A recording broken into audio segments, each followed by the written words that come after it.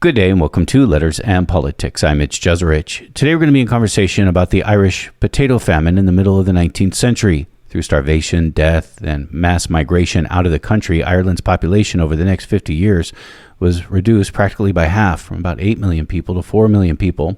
Many of those leaving Ireland came here to the United States. My guest today argues that the devastating effects of the famine are very much a product of British colonialism and imperial capitalism. My guest is Padraic X. Scanlan. Padraic Scanlan is Associate Professor at the Center for Industrial Relations and Human Resources at the Center for Diaspora and Transnational Studies at the University of Toronto. And he is the author of the book Rot, an Imperial History of the Irish Famine. Padraic Scanlan, it's a great pleasure to welcome you to this program. Thank you for taking the time. Thank you for having me. I think most people have heard that there in history was this devastating potato famine in Ireland, but may not know a whole lot more beyond that. So just sort of generally opening up our discussions before we get into details. And the famine itself, seems oftentimes is written to last from between 1845 to 1852. What's important to know in the general story of the potato famine? Right. So the Irish potato famine was we could talk about what it means for a famine to be caused later, but in the kind of broadest sketches, from 1845 until about 1851. Large swaths of Ireland, of Irish potato fields were struck by epidemics of what's now called late blight, which is a disease caused by a fungus-like organism called Phytophthora infestans, or P. infestans. I'll stick to P. infestans because I'm not even sure I've pronounced his first name that well. And, in the course of those, nearly half decade of potato blight, close to 1 million people in Ireland died either of famine-related causes or from starvation itself. And nearly as many as 2 or 3 million people emigrated. Although it's not entirely clear, there was a census was taken in 1841 and a census was taken in 1851 by the United Kingdom. And they found that the population of Ireland had dropped by nearly 2 million people in the course of that decade, which was really striking because the population in 1851 was lower even than the population had been in 1821. So in the broadest strokes, that was the Irish potato famine, this ecological, political, and demographic catastrophe that struck Ireland in the middle of the 19th century. And the people who left Ireland during this period of time, and I guess the decades after, right? This has a long effect. This isn't something that's just over in 1854 and now, well, we're glad that's done. This would have long-term effects. Did many people who left come? Did most of them come to the United States? You're in Canada. Did they come to Canada too? Yeah. So it's pretty straight. So my dad's family, are. I mean, everyone's Catholic, but my dad's family are Irish Catholics, or Irish Diaspora Catholics. And so they're, I think my great grandparents on my dad's side, I guess, so wherever there are 8 of them. So they all came to Canada, to Quebec, in the 1850s, not during the famine, but just after. And so you're right. The potato famine sets, Ireland has always been, not always been, nothing has always been anything, but Ireland for a very long time was a country that produced a lot of immigrants to North America and elsewhere. Even in the 18th century, huge numbers of especially Presbyterians from Ulster in the north of Ireland came to what became the United States, to the point where I think something like 17 or 18% of the non-enslaved population of the United States in 1783 were either Irish-born or of Irish descent. But that phenomenon was exacerbated by the famine, and it was a kind of, the pathways that were carved by immigrants in the 18th century were used in part in the 19th century, but the famine set in motion a real mass migration out of Ireland to Australia, to New Zealand, to the United States, and to Canada. And in some ways, right, like my own family history, the Scanlans are like famous, in some ways, famous cowards, right? And it's surprising that, in some ways, like the people who went to traditional, this may be legendary, but right, the idea is like people wanted to go to New York or Boston, but if you ended up in Quebec and you didn't have the means to get to the United States, you ended up staying in places like Quebec City, in Montreal, in the St. Lawrence Valley, right along, kind of running just north of the American border. So that's the famine set in motion mass migration. Are there many Irish people in North America? Do you know? And I don't mean to get too far off track. My mom's maiden name is Bogan. It used to be O'Bogan, but they dropped the O because of the discrimination at the time against the Irish. Yeah. When you have mass influx of migrants coming in, we know that story. Is there a sizable population of Irish in North America? I think people claim, I think like I have this very Irish first name, but I think of myself really as Canadian rather than of like sort of attenuated Irish descent. And in some ways, this book was a way to work through, in some ways, that questions about my own, not identity, because as I say, I don't identify in quite the same way, but of ancestry, I guess. There are certainly millions of people who claim, there are far more people who claim Irish ancestry than there are people in Ireland, by a factor of probably 4 or 5. There are a lot of people in the Irish diaspora and not that many people in the Republic of Ireland and Northern Ireland in the United Kingdom. And the famine is a great driver of this diaspora. Yeah, I mean, both, and not just, in some ways, like I'm working now on some stuff about the era of industrialization that I kind of spun off from the work I did for Rot. And one of the parts of that project is looking at the arrival of huge numbers of Irish. It's not even really clear to call them, it's not really fair to call them immigrants, because it would be like if you moved in Canada from Ontario to Manitoba, you wouldn't say like I immigrated to Manitoba, because you're still within the same country. So if you're someone from the Irish countryside and you move to Liverpool in 1840, before the famine, you're not immigrating. You're all within the same country, the same United Kingdom. But hundreds of thousands of people from Ireland moved to British cities as well, and really changed the character of urban life and working class life in Britain's industrial cities, even as millions of immigrants are changing the demographics and the labor relations and the structure of North American cities as well. And this is an important point, an important part of the story in the 19th century, I guess between 1801 and 1922, to be more precise.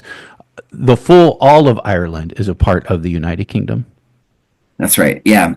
So Ireland is famously, right, it has this complex, long, in some way, like very tense, often very acrimonious, but still weirdly kind of codependent relationship to the island of Britain, right? These two islands, this archipelago in the North Atlantic. So Ireland is first notionally conquered by Anglo-Norman warlords, basically in the 11th and 12th centuries, after the Norman invasion of England changes the structure of the English aristocracy. But Ireland's is claimed by England for a very long time, but the degree to which that claim is enforceable fluctuates depending on the interest, depending on the collaboration of Irish aristocrats, depending on the degree to which the English crown or later the British crown wants to assert authority over Ireland. So, there's this kind of up and down, and I'm not an expert on medieval Irish history. And, sometimes historians of medieval Ireland can be extremely contentious. So I don't want to say anything that I'll regret. But by Henry VIII, in the early modern era, wants to establish a more real, English presence in Ireland. He declares himself King of Ireland. And in his reign, and then shortly thereafter, a series of the first what are called plantations are attempted in Ireland. And they're plantations, although this is at the same time, roughly the same time when sugar plantations are being established, worked by enslaved people in the British Caribbean. In this sense, plantation is meant more like a plantation of a forest, right? It's saplings that are scattered in order to grow a forest that'll later be cultivated. And the idea is you can introduce English or Scots settlers to Ireland who will work to make real the notional claims that England makes over Ireland, right? By introducing a settler population, you can make real the Anglicization of Ireland. And the first Munster plantation fails. The most successful one is the one that's the most famous, which is the Ulster plantation, which begins in the era of James I and around that era, and entails the mass migration of tens of thousands of Scots Presbyterians and other British immigrants from from Britain proper into the north of Ireland, and it's one of the reasons why the 6 counties that make up Northern Ireland are still part of the United Kingdom as opposed to the Republic of Ireland. And so the Ulster plantation exists. Sorry, this is a long-winded way to get to it. To get to it. I told you at the beginning. It's important. I told you before we began to take space. So. Please. I mean, the problem, I think the thing in Irish history, at least in the history of Ireland's relationship to Britain, is that everything is old. Like the relationship and the complexity of the relationship has such deep roots that, you might be talking about something proximate, but there's all that weight of history that's weighing down on every kind of dispute. And then in the 17th century is really the break point, and it's the point that I take in Rot to be the beginning of the real colonial more formal quasi-colonial project in Ireland. After the English Civil Wars in the 1640s, Oliver Cromwell's armies invade Ireland. After the Glorious Revolution in 1688, as it's called in England, William of Orange's armies invade Ireland, and they make real, in a sense, what had always been a claim that England had made over Ireland. And then in the course of the 18th century, Ireland is not colonized. It's not fair to call it a colony of Britain, but I would say that its relationship to Britain is colonial insofar as the Irish are the bulk of the Irish population are Irish Catholics. The British Parliament introduces a series of laws that suppress Catholicism in Ireland. And generally, those laws are not that strictly enforced when it comes to everyday belief and practice. Although priests are sometimes rounded up and sometimes executed, but people, like everyday people, are not usually punished for being Catholic, but they exist. But if you are a Catholic landlord, you lose your land. So they're called the penal laws, and the penal laws that are the most strictly and assiduously enforced are the ones that involve taking away land from the Catholic aristocracy and handing it over to a new, mostly the kind of camp followers and soldiers and descendants of soldiers in those armies, especially William III's army. And so, in the course of the 18th century, Ireland becomes this quasi-colony of what's now Great Britain, because in 1707, England and Wales, which had been a single kingdom, and Scotland, which had been a single kingdom, with the same king, right? So King James I was king of England and Wales, and he was also king of Scotland, but the two were two completely separate, like one king, two kingdoms. In 1707, a new polity is created called Great Britain. And Great Britain includes England, Scotland, and Wales. And Britain begins to more systematically extract rent and import goods from Ireland. And that happens throughout the 18th century. Then after the American War of Independence, a kind of general fear of similar Americas breaking out across the British Empire takes place in Ireland. And in the 1780s, the Irish Parliament, which had been basically under the thumb of the British under the thumb of Britain's Parliament for a very long time under a law called Poyning's Law, which allowed Westminster to basically strike down any piece of legislation that they didn't like coming from the Irish Parliament, and also allowed the British Parliament to even set the parliamentary agenda of the Irish Parliament. That's repealed. Ireland has this brief moment of quasi-independence as an independent parliament under a single crown. And then there's a rebellion concomitant with the Napoleonic Wars in 1798, the United Irish Rebellion. And after the United Irish Rebellion, to get to make a very long story a little bit shorter, in 1800 and 1801, Acts of Union are passed under pressure from Westminster, from London, that effectively dissolve the Irish Parliament, not effectively, literally dissolve the Irish Parliament, and incorporate Ireland into a new polity, the United Kingdom. So the United Kingdom only dates to 1801 as a political organism. And under the Acts of Union, 100 Irish MPs sit in London. Irish bishops of the Church of Ireland, not Catholic bishops, sit. The Church of Ireland is the Anglican Church in Ireland. Sit in the House of Lords. Irish lords sit in the House of Lords.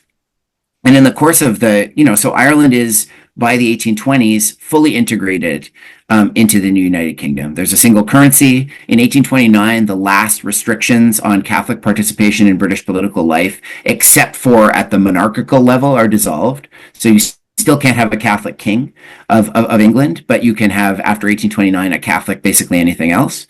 There's a single market, a single currency, free movement. Ireland and England are one unit. But the remains of that colonial relationship are still there. So Ireland is still governed by a Lord Lieutenant, who is a kind of executive appointed in London with powers that are, there are Lords Lieutenant in all of the English counties, but they don't have powers like they have in Dublin. There are still lots of British Army regiments stationed across Ireland. There's an instrument called the Coercion Act, which is intended to be a kind of a piece of emergency legislation that allows the suspension of habeas corpus and other suspensions of civil liberties in the case of emergency. Those are used something like 17 times between 1801 and the famine. So the emergency legislation becomes routine. And Ireland remains within a kind of quasi-colonial relationship constitutionally, and it remains a major source of exported goods, especially agricultural goods, and rent in Britain. So that's a very, very long answer. But as I say, like, the past is always like that long history through the Middle Ages, the early modern era, the 18th century, all of that is weighing on the constitutional arrangement that Ireland and Britain find themselves in on the eve of the potato famine. So there's a long history between Ireland and, let's just say, London, England. But the potato in Ireland does not have a long history. The potato is not indigenous to Ireland. The potato is actually indigenous to here, the Americas. Yep. So the potato is part of what historians sometimes call the Columbian Exchange, which was a very unequal biological exchange of basically pathogens from Eurasia in exchange for highly useful food crops from the Americas. So the tomato, right? If you like this, like, so indelibly associated with Italy, right? The tomato is not indigenous to Italy; it's indigenous to the Americas. The potato, so indelibly associated with Ireland, with northern Germany. That with Poland, right? That is indigenous to the Americas. The potato funny how we think becomes. It is funny how we think about the potato in Ireland and Germany, and sort of as a European thing. Yeah, but I mean, it's cultivated like it's Peruvian, right? Is really the first place where potatoes are systematically cultivated as a food crop. And, their potatoes grow wild from Central America through northern, like the Andes and central Mexico, right? And so the potato becomes a staple crop, it becomes a kind of famine backstop in Europe. It's brought over by Spanish and Portuguese conquistadors after the first contact, or the first kind of like cataclysmic arrival of European disease and European ambition in the Americas. And and then it's introduced gradually to Ireland. There's all kinds of legends about it being introduced by like Sir Walter Raleigh or Sir Francis Drake, and nobody really knows who did it. I mean, I think the most plausible account is that it was brought to Ireland by Basque fishermen from northern Spain, or from northern Basque country, who are, stopped in Ireland for fresh water, on their way to the Grand Banks off the coast of what's now Newfoundland. So they would stop for potato. Anyway, and it started out as a kind of backstop against the failure of other crops in Ireland. But as this process of increasing colonialism in the 18th century picked up speed, the potato became more and more a staple crop rather than a fallback crop. And so Irish farmers, peasants who might have been, first of all, they sort of ceased to be peasants because there was no, like, small holdings became, people stopped being smallholders and became rent-paying tenants, often on very small plots of land. And on those small plots of land, right, the pressure of rent increased as the population of Ireland increased, as the demands of the British export market increased, land became more and more subdivided.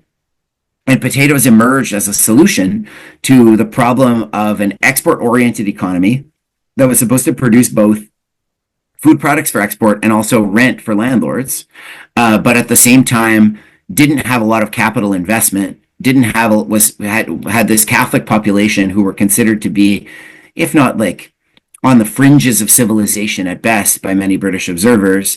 And so potatoes were a subsistence crop that made possible a very sophisticated, and throughout the 18th and 19th century, increasingly sophisticated, increasingly integrated export market. And so the potato became the symbol of Ireland, in part because the Irish came to depend on it in order to survive the rigors of the imperial economy, and then after the Act of Union, the rigors of the economy of the Union. This is Letters in Politics, and we are in conversation with Padraic Scanlan, Associate Professor at the Center for Industrial Relations and Human Resources at the Center for Diaspora and Transnational Studies at the University of Toronto. He is the author of the book Rot, an Imperial History of the Irish Famine. So this is a story of capitalism. I couldn't help, you pointed out earlier, and I was thinking about this when I was preparing for our conversation. When I'm thinking about the potato in Ireland, I couldn't help but think of sugarcane in the Caribbean and Haiti and that history there. Yeah, I mean, that's, in some ways I spent the first part, I wrote, previous to Rot, 2 books about British slavery and anti-slavery, and about the transition from enslaved to free labor in the British Caribbean, and about the origins and politics of anti-slavery in Britain itself. And there are some, like, in some ways there are similarities, right? It just in terms of the extraction, not in terms of the labor. Because one of the things about plantation labor and slave labor in the British Caribbean is that it is unbelievably capital intensive. It relies on what historians sometimes and abolitionists call the chattel principle, right? The idea that enslaved people could be exchanged at any time for money, that they were themselves kind of units of capital that appreciated or depreciated, could always be exchanged, had basically no value, like were there to be sold, right? And that saleability was of a piece with the overall capitalization of the Caribbean economy. So to set up a sugar plantation, there's a historian, I think it's the historian John McNeill, who said, like, a sugar plantation is an incredibly energy and money intensive way of turning sunlight into money, right? So you need lots of money to set up a plantation, lots of capital, but in the end, right, the plantations extract, right? They extract sugar, and they extract the revenues from all of the many, many, many other industries, financial industries, insurance industries, commercial industries that are associated with the sugar economy. So in that sense, in the 18th century, right, as the sugar economies of the Caribbean are booming, Ireland is being subjected not to the same kinds of forces, because one of the kind of sort of toxic myths of the Irish diaspora is the idea that the Irish were enslaved by Britain, which is like categorically untrue, and I think in some ways is used by sometimes used by members of the Irish diaspora to kind of launder their own racism, right? They say like, well, we overcame slavery, right? But the Irish weren't enslaved, right? They were enslaved by the Vikings, but not in a like in a very different kind of system than that's not what Irish people usually mean, or Irish diaspora people usually mean when they say we were the first slaves. They don't mean of the Vikings, right? They mean of the British Empire. So that didn't happen. So Ireland didn't have slavery. It had a free labor economy, but it was similarly, and it didn't have a lot of capital. In fact, it was systematically starved of capital. But the Irish labor force were wage laborers, but they're among the lowest paid wage laborers in the British Empire. And Ireland was producing something for the British economy. And so in that sense, the Caribbean and Ireland, these two, it was inevitable that people would draw comparisons between them. And those comparisons intensified after emancipation in the British Caribbean. Because after the Caribbean, after formerly enslaved people became wage laborers in the British Caribbean, then all of a sudden, political economists in Britain started to see the recently emancipated sugarcane plantation worker being paid a pittance as being sort of civilizationally equivalent to the Irish peasant farmer surviving on potatoes, raising pigs for money, and both kind of like intractable, both in need of discipline, both unlikely to recognize the sort of values of the emerging Victorian bourgeoisie, right, of accumulation, of wage dependence, of work ethic, right? So in that sense, there are a lot of parallels, but this is another kind of long-winded answer because I wanted to make sure that I sort of parsed out the fact that people are not comparing Irish laborers to enslaved laborers, but they are comparing the position of Ireland within the empire as an island producing stuff for Britain to the position of the Caribbean, except the Caribbean is vastly more valuable. And in many ways, much less troublesome. There are spectacular slave rebellions on the eve of emancipation. But, in some ways, like rebellion, I think for many administrators of the British Caribbean, rebellion is seen as the price of such a profitable imperial possession. Right. And Ireland, it's not always clear, I think, to British administrators what Ireland actually contributes to Britain. But we can talk more about that if it's interesting. I want to ask about this. In 1845, again, I guess it's a fungus that comes and attacks these potatoes. It causes the potatoes to rot late in the growing cycle, my understanding is, which I imagine is devastating because you think it's all going good, and then at the very end, you have this rotted potato in the ground that you can't rely on. This wasn't a fungus that was just unique to Ireland. This was all through Europe, and it was devastating to Europe, but nothing like it was in Ireland. That's right. Yeah. So it's a fungus-like water mold. So it behaves like a fungus, but mycologists would, and certainly people who saw it under microscopes in the 1840s thought that it looked very much like a fungus. It has certain differences, which frankly, I'm not entirely clear on myself. But that are of significance to mycologists. So it like the potato is native to places where potatoes grow wild. But unlike in, say, the Central Valley, the central kind of volcanic valleys outside of Mexico City, which some plant geneticists think is the kind of point of origin of P. infestans, the organism that causes late blight. There's a lot more or at least at the time, right? There's a lot more genetic diversity amongst potatoes because there are potatoes that are grown systematically by farmers, but there are also potatoes that grow wild, and that genetic diversity makes the plants more resilient in the face of pathogens. It's also a drier climate. And water molds like P. infestans thrive. It's a bit sort of contradictory because not all water molds thrive in wet conditions, but this one does. And so, like in some ways, the conditions for the flourishing of this organism were better in wetter parts of Western Europe than they were in the Americas. But yeah, this organism comes. It still is a major problem for potato agriculture. It's now prevented with the application of fungicides and compounds like copper sulfate, which is generally used as a fungicide in a lot of agricultural industries. But it's still really, really expensive. You'll still find potatoes that have been blighted, right? If you cut open a potato and it's got a hole in the middle and the hole is kind of like eaten out, it's either been eaten by a pest or it's been being consumed by P. infestans or a similar organism. And it strikes late in the growing season. So in Ireland, potatoes are, potatoes are stored underground. They're stored in pits that are dug in the ground during the harvest. At least at this time, they're lined with ash or with straw, and the potatoes are piled in on top of them, and you put dirt on top, and that stores the potatoes pretty well. But one of the most insidious features of late blight for Ireland was that it strikes not just potatoes buried in the ground. So you imagine, right, farmers digging up their potatoes and finding their whole fields destroyed. And in some ways, it wasn't that a surprise because late blight strikes the entire plant. So you could see the whole field, these kind of fields of potatoes just dying. It spreads really quickly. To this day, right, the Irish Weather Service in the Irish Republic provides like a blight forecast for farmers of the relative sporulation of this organism to tell them when to apply fungicides and when not. And strikes late in the growing season, and it strikes potatoes buried in the ground. And so, when the potato crop was destroyed, imagine not just the crop itself, but stuff that had already been unearthed, right? So in October of 1845, right, people knew when they dug up their potatoes, these potatoes are dead. Right. And that would be pretty late in the harvest, October, November.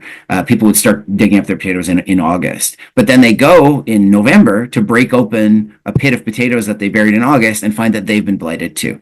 And so that was the thing that was one of the features of the organism and the features of the pathogen that made the late blight especially devastating, is that it destroyed both growing and stored potatoes.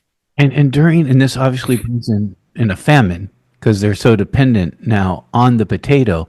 But you also write, it's not that there's not any other crops in Ireland, but they're being forcibly used as exports. And not even forcibly, right? It's not, I think there's this, like the principle of rent is so, like, that's one of the points I try to make throughout the book. What do you mean what do you mean by rent? I mean, like I mean literal rent on land.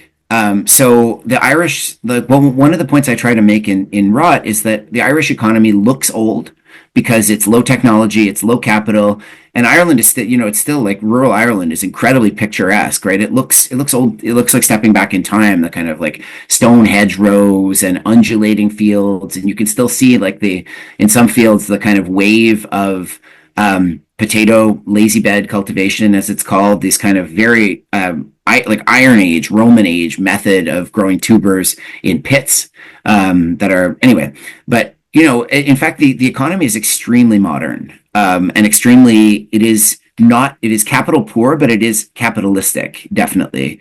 And so Ireland is owned by a relatively small number of people who are not entirely, but mostly Protestant, and who are not entirely, but predominantly landlords who acquired their land in the wake of the 17th century conquests.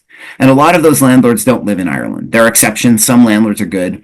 Or better than others. But because Ireland doesn't have a lot of capital and it doesn't have the kinds of people who in England would be called farmers. So if you hear the word farmer in 18th century or 19th century England, don't imagine sort of a rustic, I mean, they might be a rustic person, but this is somebody with money. Because in England, farmers rent land on long-term leases from aristocrats and often pool their capital with aristocrats to improve the land, and then hire laborers to manage it and professional managers to manage it. And sometimes these farms are 1,000, 2,000 acres in size. They're really substantial industries. In Ireland, they're much smaller, in part because people don't have money. Like there's just much less capital in the Irish economy. And so farms are smaller, and but rents are not connected. Like the rent that smaller farmers, imagine somebody renting, say, 50 acres of land instead of 1,000, right? That land, the rent is not connected to what the land can produce. The rent is connected to what the market will bear and what people will pay. It floats free of the actual produce of the land. And so rents in the 18th century start to climb up, and I mean, they're comparatively low compared to England, but compared to the productivity of Irish land, they're very high. And so Irish land is chopped up into smaller and smaller pieces, and it becomes a kind of like a pyramid scheme in a way, although there is ultimately an underlying asset that's being the like agricultural produce, where landlords at the top, aristocratic landlords at the top, collect rent from smaller farmers who collect rent from smaller farmers who collect rent from people who are called conacre farmers, who rent as sometimes as little as an acre or less of land, basically just to grow potatoes for subsistence, who themselves sometimes rent a cottage to people who are even lower. So this is an economy where everybody is a landlord of some kind. Everybody is collecting rent from someone else, and all that money is flowing upward. And those rents are not at all connected to the productivity of the land, but to the market itself. And as the population of Ireland grows, the pressure on land increases and rents increase. And the potato makes it possible to survive in this economy because it grows pretty well. It can offer big yields in small amounts of land. The miracle. And it is, but yeah, and you can survive. Like a diet of potatoes and water is not entirely nutritionally adequate, but it kept a lot of Irish people alive. Millions of people alive. So it clearly it's without, it's lots of vitamins in potatoes. Like it's not stealth marketing from the potato lobby, but they are nutritionally, they're nutritionally rich foods. And so, right, like, and so this made it possible, like people couldn't eat the other stuff that they grew. So if you were somebody who was a conacre farmer, you ate potatoes. And for wages, you usually would work on a bigger farm, where you would sell a pig, or you would work for a grazier, like milking or herding cows, or cutting grass, and you would be paid either in a small amount of wages or in land for potatoes, and you would not actually consume any of the things that you produced on the farms that you worked on. So you have this situation where people would, like 90 million eggs were being exported on the eve of the famine from Ireland to England or to Britain, but many Irish people, not all Irish people, but the people who were like very poor and had chickens wouldn't eat any of the eggs their chickens laid. They would sell them. And so they just survived. So the potato was the kind of like the lubrication of this extraordinarily exploitative economy, that made it possible for people, and people like couldn't break free of it. Because they had to make their rent or they'd be evicted. And if they were evicted, they would have to leave or they would die. And so, they were in a situation where the potato made it possible to survive from season to season, and sometimes made it possible to survive with a very generous and adequate supply of food. So you didn't have to worry about food, but you always had to worry about rent. I wonder, I've heard it said that what was happening generally in Europe with potato, because again, this affects large area of the continent, not just Ireland. Ireland's mostly affected, as we're talking about, but it affects everyone. And that this might have been one of the driving forces that led to the revolts and the revolutions in 1848.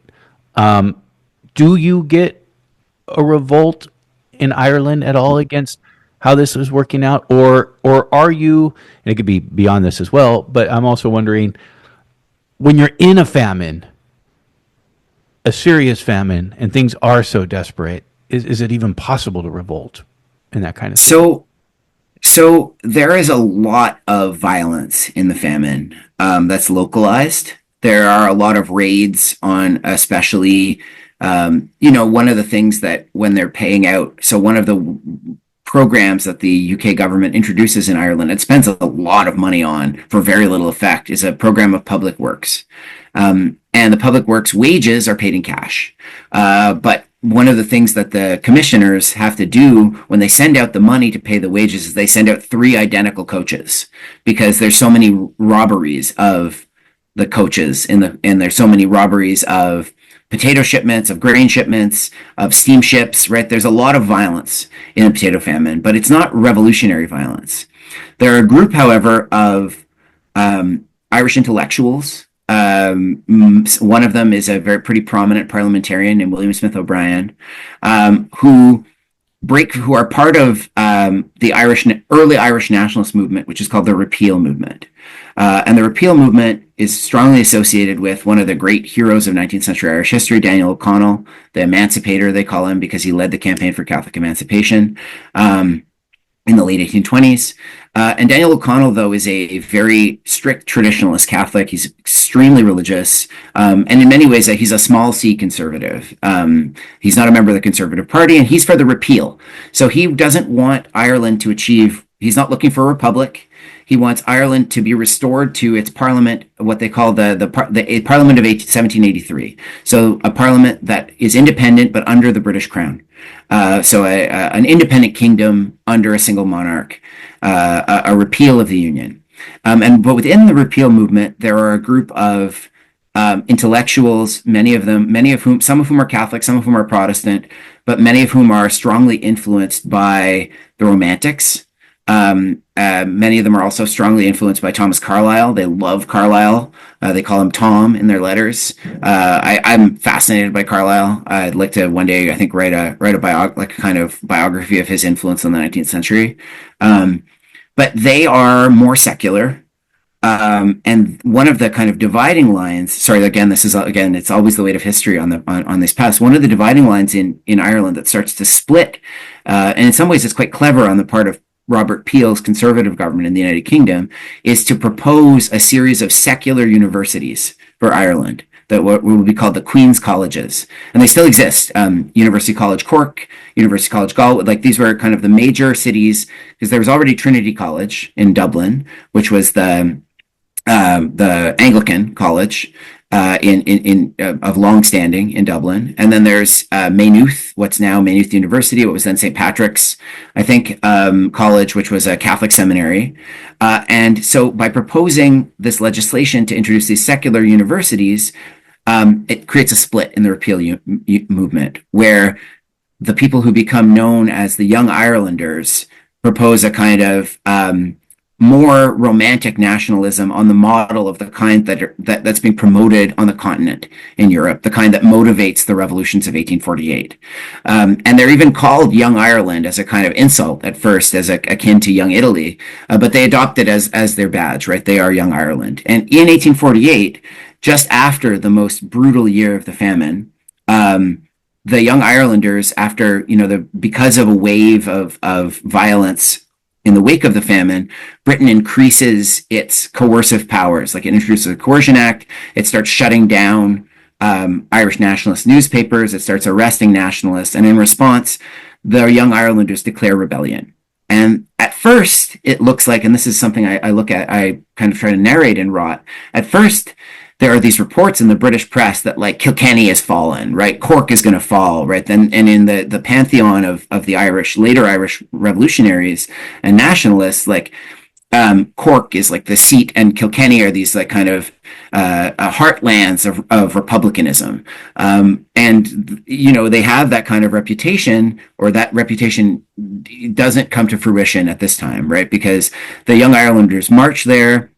They think they have like some armed followers. They think they're going to be able to raise a kind of general peasant rebellion, but it doesn't happen. And the only battle of the 1848 rebellion happens at a farmhouse in the countryside in the south of what's now the Republic of Ireland, where a group of police officers take shelter inside of a farmhouse. They have guns. The people outside don't have many guns. But they move to set fire to the house from the outside. The police shoot one of the people outside and the crowd disperses. And that's it. The Young Irelanders are arrested, the ones who are there. Many of them are transported. So they're sent to, William Smith O'Brien is sent to the Australian penal colonies, where he's received as a hero. And he ends up returning later to England, where he's pardoned, right? So in a certain sense, like, a lot of the revolutionaries of 1848 in Ireland continue in some ways. Some of them leave political life afterwards. Some of them go to the United States. And in the United States, some of them become involved with the Fenian Brotherhood, which becomes the kind of secret underground organization that's associated with the emerging Irish Republican Brotherhood, which is one of the ancestors of the Irish Republican Army. And so you end up with people in the American Civil War There's a guy whose surname is Mahar. I can't remember his first name. Mahar of the Sword is what he was called, and he's a like an officer in the Union Army. And then there are other members of Young Ireland who are Confederate, like virulently pro-slavery Confederate propagandists. So there is an 1848 chapter there, but in some ways it's kind of like it shows, you can see more clearly the way that the experience of the revolutions of 1848 inspired Irish intellectuals and politicians more than you can see the way that the forces at work on the continent were at work in Ireland. Would the famine then forever be one of the motivational drivers for Irish independence? That's a good question. And I am one that it's definitely profoundly symbolic, and it's certainly very, very important for the diaspora. The experience of famine, I was just back, I'm from Montreal. I was just back in Montreal. There's a monument underneath the Victoria Bridge, ironically, underneath the Victoria Bridge, erected by Irish laborers who dug the Lachine Canal, in Montreal, to 6,000 people who perished on the ships coming over. They call them the coffin ships, right? So these are steamships where people with typhus, which flourishes. A lot of people who died in the famine died of typhus, right? In some ways, it was a mass epidemic of typhus, which afflicts. Like it's a dangerous disease if you're well, but it spreads really well in very close kind of filth, like dirty conditions, as basically digested flea feces, like becomes aerosolized and you inhale it and becomes epidemic typhus. So they died of typhus on these ships, and they were commemorated. There's another garden in Toronto, the Famine Garden on Erin Quay, which itself, right, and they use the spelling, the traditional, like the Irish spelling, which is now where Billy Bishop Airport is, right, a hero of the Royal Air Force. So there's all these, like, there's this complex relationship of empire and colony going on. But people in the diaspora certainly saw the famine. It was their founding trauma, right? And in some ways, it motivated the support among people in the diaspora for what became the revolutionary struggle in Ireland. But whether or not, and like for Irish nationalists and for Irish revolutionaries, the hunger strike was one of the most powerful symbolic weapons. And I can't help but feel that it's meant in some ways to invoke the experience of the famine. Although it's also, I think, meant in some ways to force the British to kind of expose the cracks in the ideology of civilization that motivated so much of British imperialism in the 19th century, right? Like, you have these scenes in the great Irish hunger strikes of the 20th century of force feedings, right? This kind of really torture-like or torturous experience of violent, violating experience of force feeding, but it's in the name of not allowing people to die because the British Empire doesn't allow its subjects to die, right? Or like protects them. And there's this weird dimension there. But like the proximate causes of the Irish Revolution in 1916 are much, like they're set in motion in part by the famine, but like the land war of the 1860s and 1870s, when the aristocratic landlord class were, they're like, land is really the thing that underwrites a lot of Irish revolutionary activity. And the famine motivates the diaspora and like, it makes the diaspora inclined to support the struggle in Britain. And the famine is obviously there for Irish revolutionaries, but there are a lot more proximate causes. So, I mean, in some ways, and I try to bring this out in Rot as well, like the history of Irishness is in some ways a history of the famine, because a lot of the stereotypes about Irishness that are now kind of like with St. Patrick's Day just passed, right? A lot of the kind of like stereotypes of like the episode of The Simpsons where it's the St. Patrick's Day parade and like everyone's drunk and fighting, and the Irish certainly drank and fought, but so did the British in the 19th century. And the stereotype of the Irish at the era of the famine was of kind of like almost like a simian peasant, right? Like who was wearing sort of like an old ratty stovepipe hat and old evening, like just like patched up filthy evening clothes, and was kind of like lying and cheating and constantly like work shy. And that was the stereotype. So the stereotype of like the Irish drunk or like the Irish cop or the Irish firefighter, or the Irish ward healer, right? Or corrupt politician, right? Those are all diasporic inventions. And in some ways, Irishness, there's two Irishnesses now, one that's in Ireland, and that is motivated by Ireland's 20th century history and its relationship to the EU and its continuing relationship to the United Kingdom and Brexit. And then there's another sense of Irishness that in some ways, like they broke apart. The famine broke those two, like the famine broke those two pathways apart, and they've diverged. And every St. Patrick's Day they meet. And one of the reasons why I worked so, I have this like insanely Irish name, and one of the reasons why I didn't do anything to do with Ireland for a long time in my career is partly out of a sort of like kind of like discomfort that kind of like like long distant Irishness, right? Like when like Joe Biden, right, identifying himself as Irish. And like, I'm about as Irish as Joe Biden, you know what I mean? In the sense that neither of us is really Irish, right? But we are one side of our family has roots associated with the potato famine, has Catholicism, right? That's still there. Some of it, but like this is like a diasporic identity. And so like one of the things that was interesting in Rod is figuring out where I stood in relationship to that identity. You also write about the major impact that the famine has on Irish folk tales, both in Ireland and in the diaspora. Talk to me about that. That's interesting. Yeah. Oh, I loved that. Was my favorite. I think my favorite part of the research for the book was working with and with a research assistant through one of the. I wish I knew Irish properly, and I think if I have a minute, I would like to. Like, I'll probably never acquire the fluency necessary to read these records in Irish, but I'm sure there's a much even richer history that could be written with the Irish language sources from the folk collections. But in the wake of Irish independence, and when it was still the Irish Free State, a government program in the 1930s, like not that dissimilar actually to some of the Works Progress Administration stuff in the United States, was the schools collection, where Irish school children and professional folklorists were employed in parallel to collect Irish folk memories.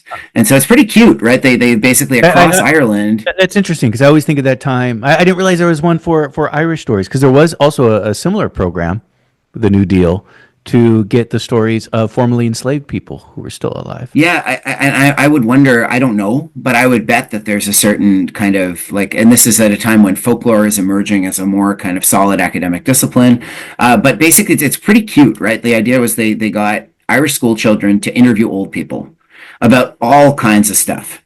And so you can see it. It's completely available online if you want to look through it. A lot of it's been transcribed, although even like the handwriting is very legible and quite adorable. Like it's like kids sort of school cursive. And it's called the Schools Collection. It's searchable if you're interested in looking at it. It's got folk tales and folk stories and folk memories arranged by subject. And one of the things that I looked into was potato cultivation, but also the famine.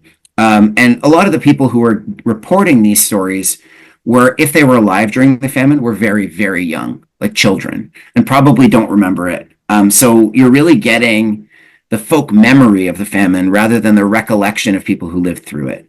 And in it, you can see some of the, you can interpret through it some of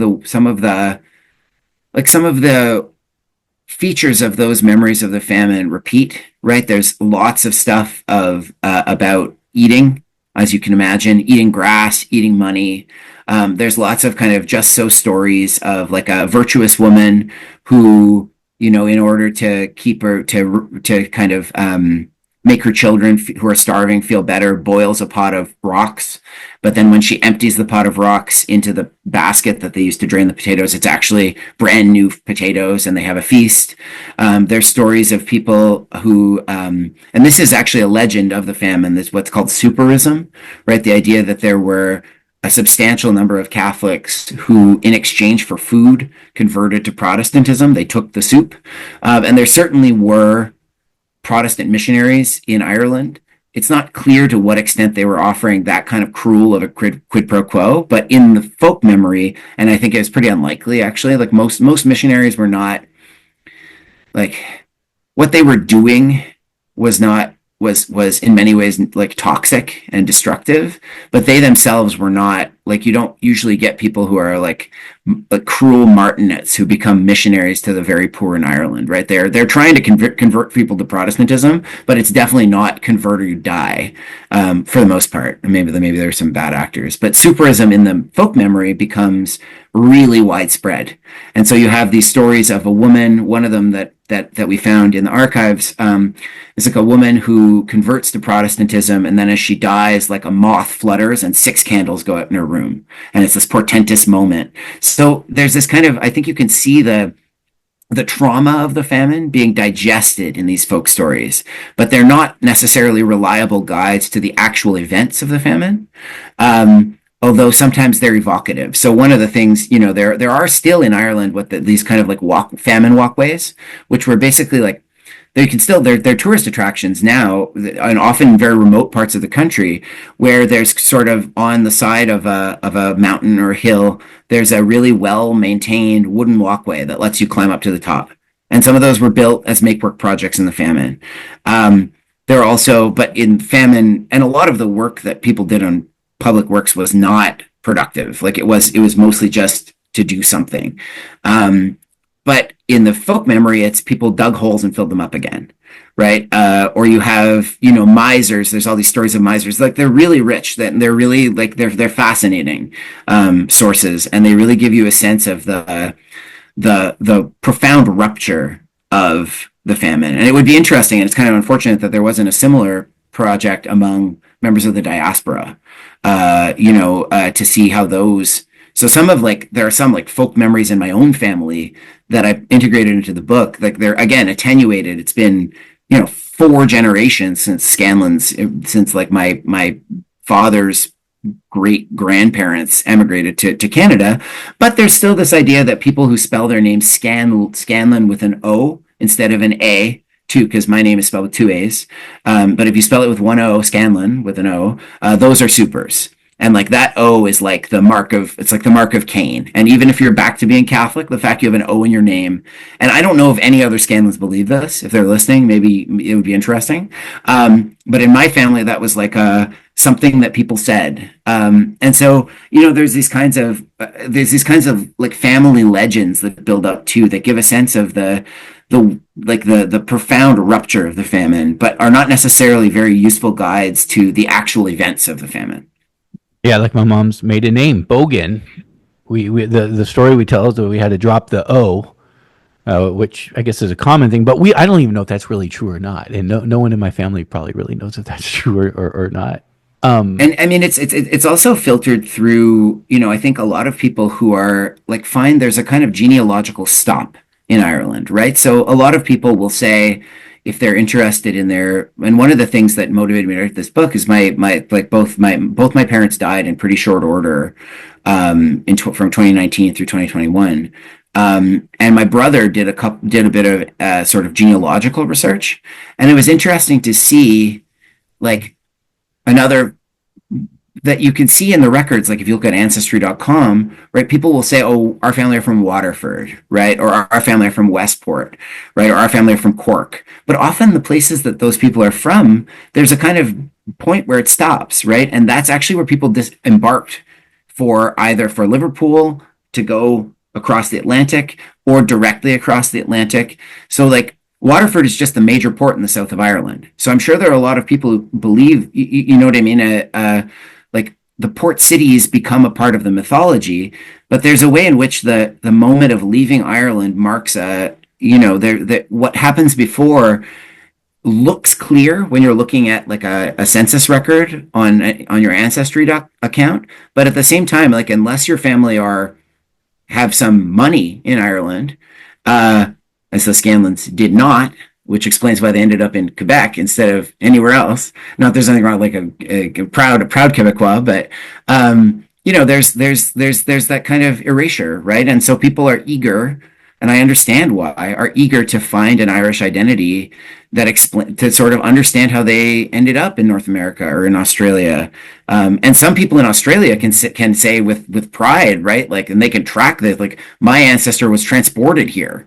You know what I mean? Like there's the sense of in Australia, the Australian Irish community, right, where a lot of Irish in Australia were transported as convicts to Australia, and where Australia has kind of transformed its convict past from what would have been deeply shameful in the early 19th century to being a point of pride, right? In the 21st century, if you can trace your ancestry in Australia back to a convictry, like that gives you a certain kind of like association with the founding, at least of European Australia, although another association with the like the destruction of Indigenous Australia.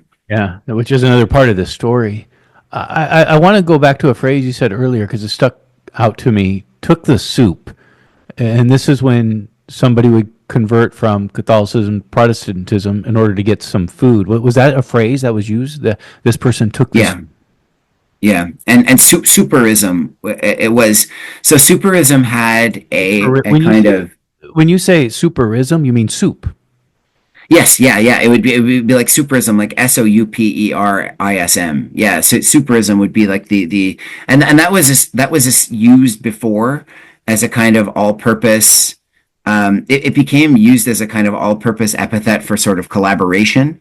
But yeah, people who took the soup or were alleged to have taken the soup, right? There's this one person. There's this one story again in the school's collection of folklore of someone who decides, you know what, it's worth it, and he says like Godine, right? So the Irish anglicized Irish diminutive of adding like Colleen for a girl.